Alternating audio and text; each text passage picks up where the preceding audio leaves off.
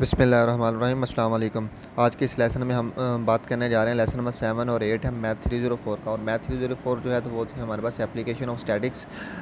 Statics हमने कहा था शुरू में, कहा था कि मैकेनिक्स की एक ऐसी ब्रांच है जिसमें हम बिहेवियर ऑफ फोर्सेस जो है किसी भी ऑब्जेक्ट पर स्टडी करते हैं जब वो ऑब्जेक्ट जो है वो रेस्ट में हो।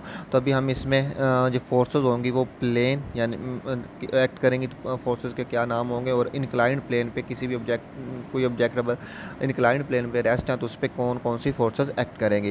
तो सबसे पहले हमें इसको करने के लिए हमें Newton third law of motion का पता होना चाहिए। Newton third law of motion आपको पता होगा कि एक्शन और रिएक्शन पर बेस करता है। कहता है कि न्यूटन के जो फर्स्ट टू लॉ थे of motion explain how the motion of a single object changes. यानी कि जितने पहले दो लॉ थे उसने न्यूटन ने हमें यह बताया कि जो ऑब्जेक्ट है वो अपनी मोशन कैसे चेंज करता है। फर्स्ट लॉ में उसने यह बताया था कि अगर ऑब्जेक्ट रेस्ट है तो रेस्ट पे ही रहेगा, अगर मोशन में है तो मोशन में रहेगा, यहाँ तक कि अगर कोई अनबैलेंस फोर्स उस पर एक्ट ना हो जाए। और सेकंड लॉ में उसने बताया था अगर हम कोई फोर्स किसी भी ऑब्जेक्ट पर एक्ट करते हैं तो मास एम पर, तो वो उसमें एक एक्सेलरेशन पैदा करता है। अगर वो रेस्ट में है तो वो मूविंग शुरू हो जाएगी तो एक्सेलरेशन पैदा होगा। अगर ऑलरेडी वो उसमें है मूविंग में है तो हम एक फोर्स करते हैं उस पर अप्लाई तो वो और ज़्यादा एक्सेलरेट हो जाएगी। तो लेकिन अब Newton thirds law describe something else that happen when an one object exert a force on another object. यानी कि ये जो थर्ड लॉ है वो ये कहता है कि अगर एक ऑब्जेक्ट दूसरे ऑब्जेक्ट पर फोर्स एक्सर्ट करता है तो तब क्या होगा। तो वो कहता है according to Newton third law of motion force always act in equal but opposite pairs होंगे। ठीक है, वो यानी कि जो दो ऑब्जेक्ट्स आपस में कॉन्टैक्ट करके फोर्स जो करेंगी वो होंगी तो इक्वल मैग्नीट्यूड में, लेकिन ऑपोजिट इन डायरेक्शन में होंगी। इधर force can be consider the action force और द रिएक्शन फोर्स। हम इसमें से क्या कर सकते हैं, हम कोई भी फोर्स एक्शन या रिएक्शन फोर्स ले सकते हैं। ठीक है, मिसाल के तौर पर अगर हम बाल को लगाते हैं दीवार पर मारते हैं तो जो बाल लगा रही है फोर्स, हम अगर उसको रिएक्शन फोर्स भी ले सकते हैं और उसको एक्शन फोर्स भी ले सकते हैं। अगर हम बाल की फोर्स को एक्शन फोर्स ले सकते हैं तो जो दीवार है उस पर जो दोबारा फोर्स एक्सर्ट करेगी उसको हम रिएक्शन फोर्स कहेंगे, जो कि दीवार उस पर बाल पर लगाएगी। एक्शन रिएक्शन फोर्स पर doesn't cancel because they act on different objects. हाँ, ये भी एक बहुत इंपॉर्टेंट कंसेप्ट है कि ये जो हम एक्शन रिएक्शन फोर्स डिस्कस कर रहे हैं अक्सर तो ये होता है कि हम जो भी ऑपोजिट डायरेक्शन वाली फोर्सेस होती है उसको कैंसिल करते हैं, लेकिन यहाँ पर सिचुएशन और है। ये जो एक्शन या रिएक्शन वाली फोर्सेस होंगी ये आपस में कैंसिल आउट नहीं होंगी। उसकी वजह ये है कि ये जो है ये दो मुख्तलिफ ऑब्जेक्ट्स पर लग रही हैं। जो दूसरी थी जो कैंसिल आउट होती हैं एक्शन ऑपोजिट फोर्सेस, वो एक ही सब्जेक्ट पर लगती हैं। यानी कि एक ही ऑब्जेक्ट होता है, एक नॉर्थ से फोर्स लग रही होती है सेम मैग्नीट्यूड की, एक वेस्ट से लग रही होती है। हम नॉर्थ एंड वेस्ट वाले जो होती है वो आपस में कैंसिल आउट कर देते हैं, लेकिन यहाँ पर क्या है, यहाँ पर टू डिफरेंट ऑब्जेक्ट्स हैं इसलिए ये कैंसिल आउट नहीं होंगी। Newton third law of motion क्या कहता है कि for every action there is an equal but opposite reaction. यानी कि कोई भी हम एक्शन करेंगे तो उसका इक्वल और या ऑपोजिट रिएक्शन ज़रूर होगा।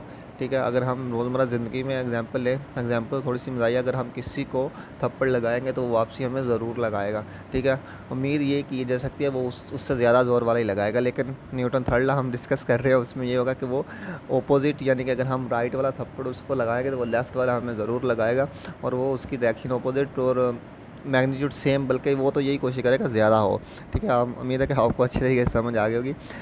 अच्छा, this means that when you push on a wall, जब आप दीवार पर यानी कि पुश लगा रहे होते हैं तो the wall push back on you with the force equal in strength to the force you exert. हम अगर दीवार को अगर फोर्स लगा रहे हैं उसको धक्का देने के लिए, ठीक है, तो वो उतनी ही फोर्स दीवार हम पर बैक पे लगा रही है जो कि ऑपोजिट डायरेक्शन में होगी।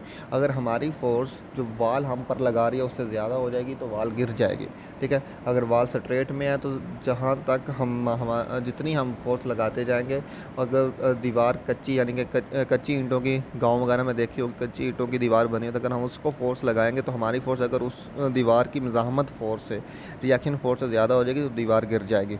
ठीक है, ये दो आपस में लगाती है। यहाँ पर एक ही, जैसे हम अगर जंप लेते हैं तो आप सोचा होगा कि जंप हम क्यों ले लेते हैं। जब हम इसीलिए लेते हैं कि सबसे पहले हम थोड़ा सा नीचे को बेंड होते हैं तो हम ज़मीन पर फोर्स लगा रहे होते हैं, ग्राउंड पर फोर्स लगा रहे होते हैं, तो और फिर जो ग्राउंड होती है वो उतनी ही फोर्स उतनी ही मैग्नीट्यूड में हम पर ऑपोजिट लगाती है, जिसकी वजह से हम थोड़ा सा ऊपर को जंप लेते हैं। तो ये था जंप का हमारा कंसेप्ट। अभी हमारे पास एक और उसने एक्शन रिएक्शन का दिया हुआ है कि ये जो जेट होता है हमारे पास, रॉकेट होता है, इसके इंजन में जो फ्यूल जल रहा होता है, जब फ्यूल जलता है तो इसके जो मालिक्यूल्स होते हैं वो होते हैं, इंजन की जो बॉडी होती है उसके साथ टकराते हैं। जब टकराते हैं तो इनके ऊपर जो दीवार होती है इंजन की वो भी फोर्सेस लगाती है बैकवर्ड।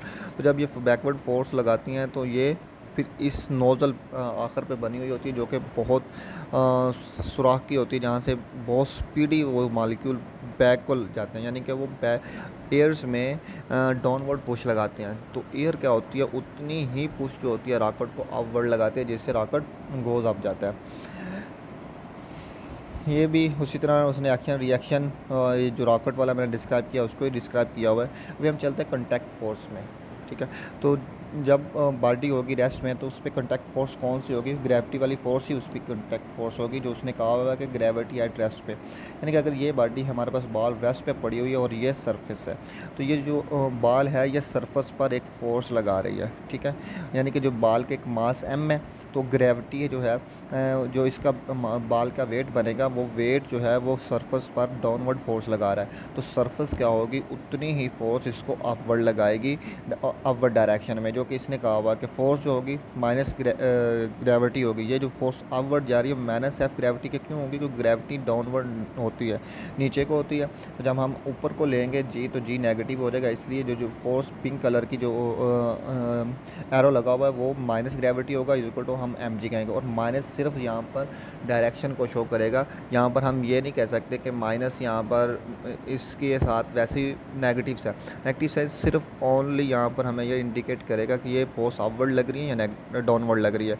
अगर ये पॉजिटिव साइन होगा तो फिर इट्स मीन ये जो फोर्स है ये डाउनवर्ड लग रही है, ठीक, क्योंकि जी हमारा डाउनवर्ड हमेशा ग्रेविटेशन कॉन्स्टेंट हमेशा हमारा डाउनवर्ड होता है तो वो पॉजिटिव होता है। जब अपवर्ड हम कोई फोर्स लगाते हैं तो वो नेगेटिव हो जाता है। तो ये जो सरफेस इस बाल पर ऊपर फोर्स लगा रही है ये हमारे पास अपवर्ड फोर्स है।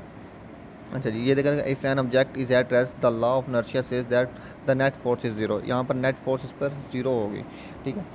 There must be a force opposite to gravity that cancel it out. यहाँ पर एक ऐसी फोर्स होगी जो ग्रेविटी के ऑपोजिट होगी, जो ग्रेविटी की फोर्स को कैंसिल आउट कर रही होगी, और कैंसिल आउट करेगी तो फिर ये अगर ग्रेविटी की फोर्स ज़्यादा है तो ये सरफेस है। मिसाल के तौर पर अगर हम एक कमज़ोर सा टेबल लेते हैं, उसके ऊपर हम अगर 20 या 30 किलो वज़न रखते हैं मास, यानी कि तो उस मास को 20 किलो को अगर हम 10 से मल्टीप्लाई करेंगे तो जो फोर्स हो जाएगी वो हो जाएगी हमारे पास 200 न्यूटन के।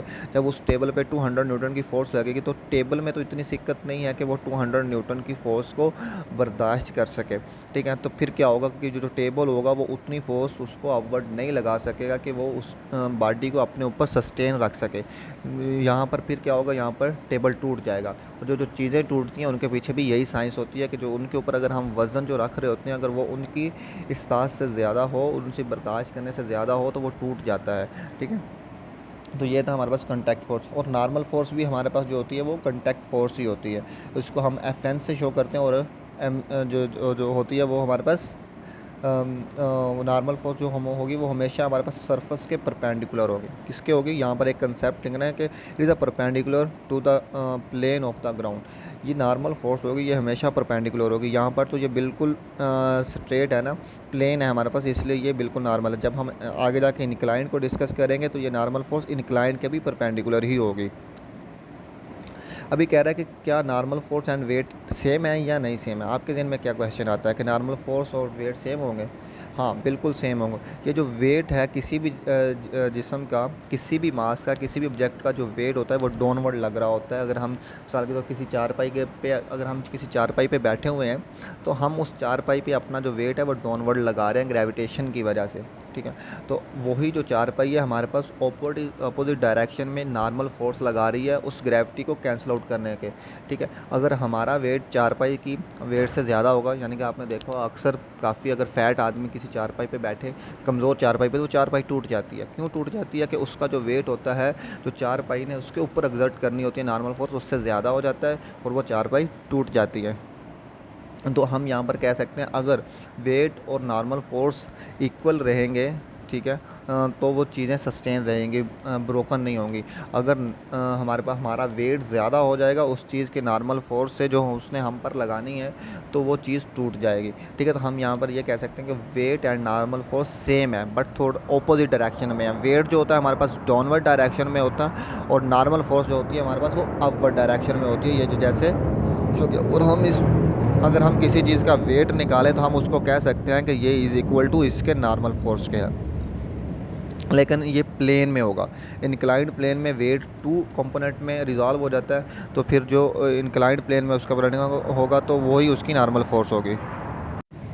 यहाँ तक तो हमने फोर्सेस जो प्लेन में अगर बॉडी रेस्ट पे है तो उस पर कौन कौन सी फोर्सेस लगेंगी। एक तो ग्रेविटेशनल फोर्स जो उसका वेट होगा डाउनवर्ड लगेगा, और एक नॉर्मल फोर्स लगती थी जो अपवर्ड लगती थी, जो ग्रेविटी के इक्वल बट ऑपोजिट डायरेक्शन में होती है, जिसकी वजह से बॉडी रेस्ट में होती थी। अभी हम करते हैं स्लोप में, यानी कि इंक्लाइंड प्लेन होगा। अगर बॉडी इंक्लाइंड प्लेन पे रेस्ट पे है तो उस पे ऊपर कौन कौन सी फोर्सेस लगेंगी, तो उसके ऊपर तीन किस्म की फोर्सेस लगती हैं। पहली फोर्स होती है हमारे पास जो उसका वेट होता है बिल्कुल डाउनवर्ड।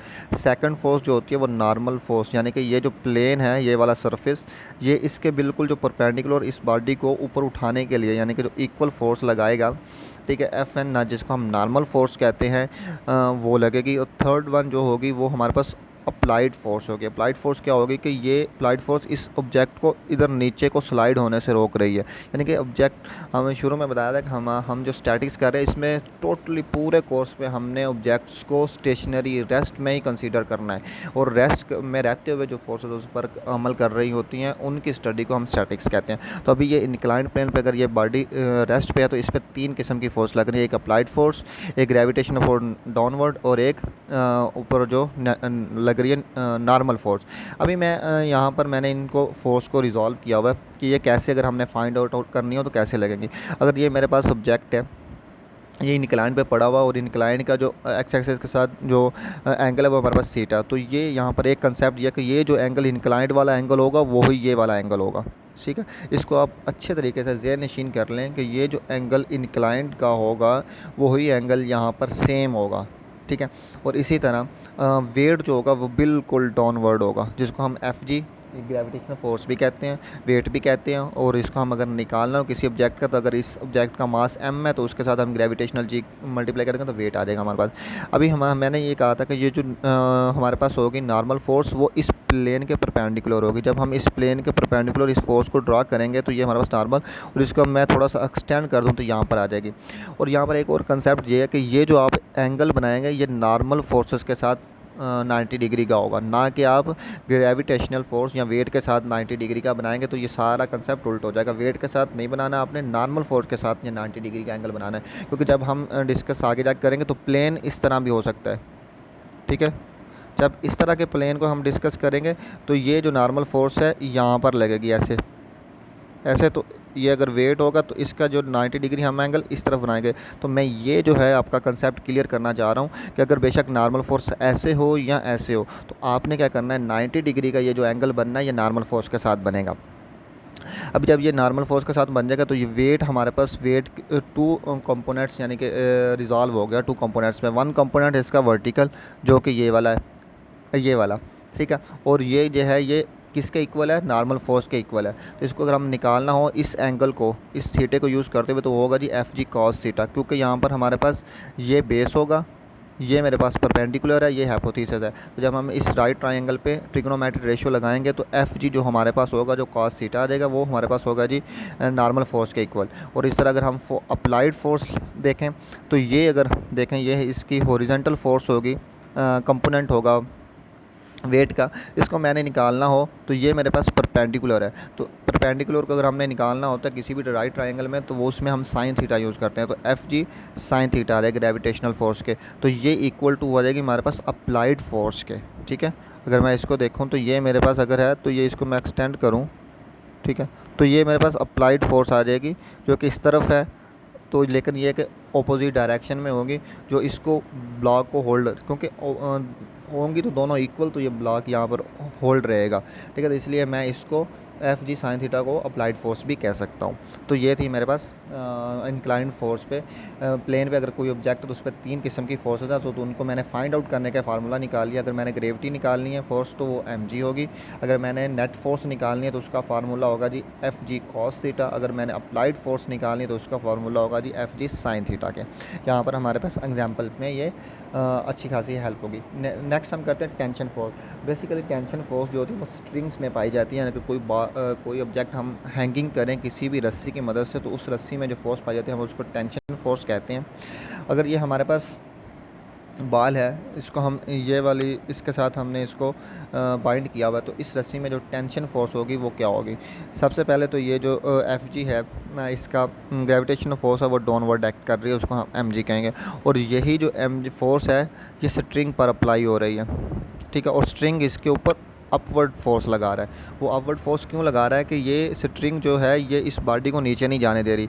ज़मीन इस बाल को नीचे खींच रही है, ज़मीन कह रही है कि नहीं जी ये बाल मैं लूँगी, लेकिन स्ट्रिंग कह रही है मैं नहीं दूँगी, ठीक है। इस तरह ये ऑपोजिट फोर्स लगेगी। तो इसलिए ये नेगेटिव एफ जी लिखा हुआ है। टेंशन फोर्स को नेगेटिव एफ जी इसलिए लिखा हुआ है कि यहाँ पर जी हमारे पास क्या होगा, नेगेटिव होता है। और मैंने आपको पहले बताया कि यहाँ पर नेगेटिव का सिर्फ ये काम है कि डायरेक्शन को शो करना, ठीक है, कि हमारे पास ऑलवेज टेंशन फोर्स होगी वो अपवर्ड होगी, कभी भी टेंशन फोर्स डाउनवर्ड नहीं होगी।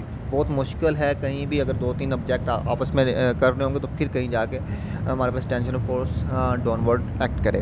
तो हमेशा जो टेंशन फोर्स होगी वो अपवर्ड ही एक्ट करेगी। उसको हम उस बॉडी के वेट के इक्वल भी कहते हैं। अच्छा, टेंशन फोर्स और नॉर्मल फोर्स, जैसे हमने पहले पढ़ा था कि नॉर्मल फोर्स एंड वेट, तो tension force and normal force क्या सेम हो सकती हैं? क्या कर सकते हैं? कहता है tension and normal force are different forces हैं, सेम नहीं है। आप pull on an object tension, ठीक है। अगर मिसाल करो ये रस्सी बांधी हुई है, मैंने इस रस्सी को पकड़ के इस बाल्टी को पुश कर रहा हूँ, पुल कर रहा हूँ, तो ये इसके पुल करने से जो मैं फोर्स लगाऊंगा इस ऑब्जेक्ट पर उसके इक्वल इस ऑब्जेक्ट में जो टेंशन फोर्स आ जाएगी, ठीक है। तो बाकी जो है नॉर्मल फोर्स होती है, अगर ये इस प्लेन पे बॉडी पड़ी हो और उसको मैं ड्रैग कर रहा हूँ तो ये जो प्लेन भी है ये उसको अपवर्ड एक फोर्स लगा रहा है जिसको हम नॉर्मल फोर्स कहेंगे, ठीक है। वो कह रहा है कि यहाँ तो ये इन दोनों में से एक फोर्स तो एक्ट करेगी किसी भी बॉडी पे, और ऐसा भी हो सकता है कि ये दोनों भी at a time he act करें। अभी हम एग्जांपल्स करते हैं। अभी एग्जांपल करते हैं, कहता है कि calculate the normal contact force when a books mass 3 kg is placed on a horizontal table. Table over 3 kg की बुक्स पड़ी हुई है, तो ये बुक्स जो है इसका ये ग्रेविटेशनल फोर्स एफ जी जो है वो डाउनवर्ड लगाएगी जिसको हम एम जी कहेंगे, और इसके इक्वल टेबल इसके ऊपर अपवर्ड फोर्स लगाएगा जिसको हम एफ एन कहेंगे, और ये एम जी के इक्वल होगा। और इसको हम अभी हमने एफ एन, सबसे पहले तो हम इसका वेट निकाल लें। एम जी वेट क्या होगा जी, एम जी मास उसने हमें दिया हुआ है 3 kg, और जी हमारे पास 10 होता है, तो हमारे पास आ गया जी 30 न्यूटन के। और यही 30 न्यूटन जो वेट है, ठीक है, यही अपवर्ड फोर्स जो है वो लग रही है इसको, जिसको हम नॉर्मल फोर्स कहेंगे, तो इसको हम F N normal force.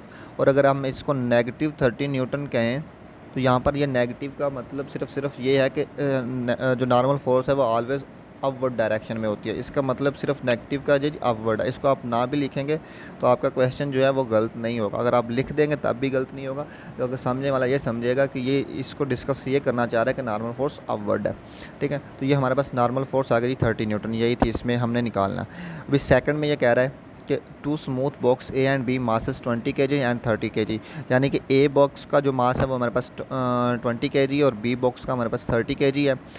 Respectively are place on shown in the diagram, find the magnitude of the forces acting on each box.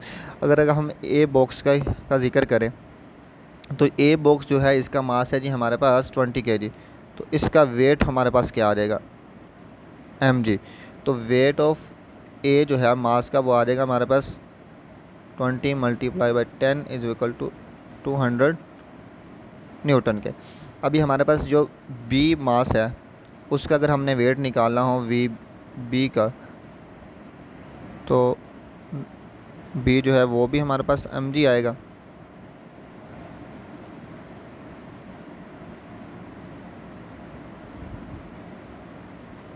ये हमारे पास 300 multiply by 10 is equal to newton के आ गया। अभी ये जो ए है ये इसके ऊपर पड़ा हुआ है, बी के ऊपर पड़ा हुआ है, तो बी जो है वो ए के ऊपर जो है वो एक फ़ोर्स लगाएगा जिसको हम नॉर्मल फोर्स कहेंगे। ठीक है, तो वो नॉर्मल फोर्स क्या होगी, वो इसी के इक्वल होगी और इसको हम एफ एन भी कह सकते हैं, इज इक्वल टू 200 फोर्स जो कि बी लगाएगा ए के ऊपर। अच्छा, अभी हमारे पास बी जो है इसका जो वेट है, अगर हम टोटल इसके जो फोर्स लगा रहा है किसी भी सरफेस के ऊपर, अगर दोनों ये पड़ी हुई हैं, यानी कि ये हमारे पास एक सरफेस है, इसके ऊपर दोनों चीज़ें पड़ी हुई हैं, अगर बी इस सरफेस के ऊपर जो फोर्स लगा रहा है डाउनवर्ड, तो वो जो होगी इसको हम वेट कहेंगे ए और बी दोनों इकट्ठे का। दोनों इकट्ठा वेट कैसे हो जाएगा हमारे पास, वो होगा जी हमारे पास अभी पूरा ये इकट्ठा जो सिस्टम फोर्स लगाएगा वो हमारे पास आ जाएगा 200 की तो ए वाला लगाएगा, प्लस 300 इसका अपना वेट बी का हो गया, तो इज इक्वल टू हमारे पास 500 न्यूटन फोर्स नीचे। तो अभी जो बी के ऊपर अपवर्ड लग रही है, जो ये जो सरफेस इस बी के ऊपर अपवर्ड लगाएगी, यानी कि इसको हम कॉन्टैक्ट फोर्स या नॉर्मल फोर्स कहेंगे, तो वो भी हमारे पास 500 न्यूटन की होगी। तो ये थी इनमें दोनों ऑब्जेक्ट्स पे जो फोर्सेस लग रही। भी हम एक एग्जांपल करते हैं इंक्लाइंड प्लेन वाली। इंक्लाइंड प्लेन में ये कहता है कि a mass 4 kg is placed on an inclined place whose inclination with horizontal वो 60 डिग्री का है, the plane is smooth, find the contact force acting on the particle. हमने कॉन्टैक्ट फोर्स यानी कि एफ एन निकालनी, तो मैंने इसको रिजॉल्व किया हुआ है। ये मेरे पास पार्टिकुलर है, इसका वेट जो है एफ जी, ठीक है, वो हम निकाल लेते हैं। वेट है जी हमारे पास एम जी, तो इस पार्टिकल का वेट है जी हमारे पास 4 kg, 4 multiply by 10 is equal to 40 newton आ गया जी हमारे पास, ये इसका वेट आ गया। अभी वेट जो है वो नीचे का, और हमारे पास जो कॉन्टैक्ट फोर्स होती है वो बिल्कुल परपेंडिकुलर होती है। इसको अगर मैं इसको नीचे को रिजॉल्व करूँ तो मेरे पास एक वेट का जो है ये वाला कंपोनेंट बन जाएगा, जिसको मैंने निकालने के लिए ऊपर एक फार्मूला बताया था आपको जब मैंने ये वाला प्लेन किया था, कि मैंने अगर नॉर्मल फोर्स निकालें तो एफ जी क्या होगा जी, कॉस थीटा होगा। तो इसमें से अगर मैं फोर्स निकालूँ तो एफ जी तो मैंने निकाल ली, ठीक है, जो एम जी है, तो मेरे पास जो एफ़ नॉर्मल होगी जिसको हम कॉन्टैक्ट फोर्स कहेंगे वो क्या आ जाएगी, F normal is equal to F G cos 60 degree. ठीक है, तो ये एंगल जो होगा मैंने ऊपर भी बताया था कि जो इंक्लिनेशन का जो एंगल होगा वो सेम यहाँ इसका भी एंगल होगा। एफ जी हमने निकाली है जी वो 40 है, और कॉस 60 जो होता है वो हमारे पास हाफ होता है, तो जिससे हमारे पास जो नेट फोर्स आ गई जिसको हम नॉर्मल फोर्स कहते हैं वो जी आ गई मेरे पास 20 न्यूटन के। ठीक है, तो ये था मेरे पास इंक्लिनेशन का भी जो मैंने आपको डिस्कस कर लिया। तो ये था हमारा आज का लेक्चर। अगर आपको पसंद आया तो प्लीज़ इसको चैनल को सब्सक्राइब कीजिए और वीडियो को लाइक करें। अगर कोई भी एरर है तो प्लीज़ उसको कमेंट सेक्शन में या मेरे पर्सनल नंबर जो कि मैं हर वीडियो के डिस्क्रिप्शन में डालता हूँ, आके मुझसे कोई भी क्वेश्चन आप पूछ सकते हैं। इंशाल्लाह जो मुझसे हो सकेगा आपकी ज़रूर हेल्प करूँगा। ठीक है, तो और इस लेक्चर को आप अपने फ्रेंड्स के साथ ज़रूर शेयर किया करें क्योंकि काफ़ी मेहनत लगती है इनको बनाने में। शुक्रिया।